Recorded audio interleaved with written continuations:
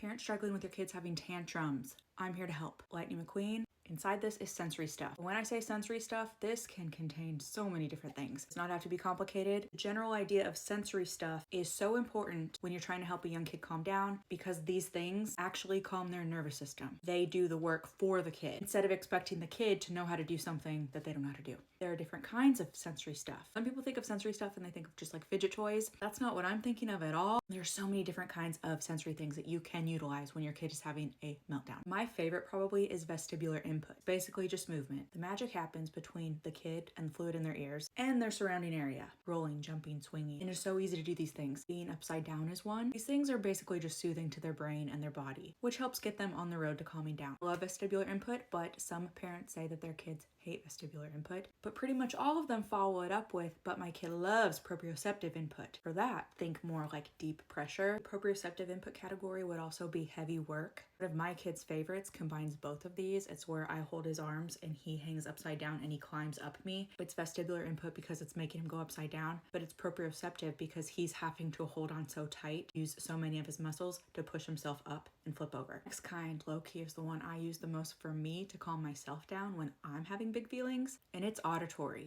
ASMR. I use it all the time for me. I don't use it so much for my kid, but I do know it works amazingly for him. If I let him listen to it or watch it, he always falls asleep. It calms him almost too much. I'm sure you get the gist of it now. Anything that's a sense. Smell can be a big one. Sight, controlling what's going on with their sight, letting them watch something that's really soothing, or you could dim the lights in the house. The last one I say use with caution. This one is something that a lot of us adults use all the time, not realizing we're trying to regulate our nervous system, and that is taste. We are always after a treat, seeking dopamine by way of a fun drink or a sweet treat, salty treat, savory. What I'm getting at is that you should find a couple of things that work for your kid, have them in your bucket, and be ready to pull them out at a moment's notice when they're having an emotional event. 1-2 punch of having your tension breaker and then your sensory stuff, mixing all that together with the big feelings helps get them calm so fast.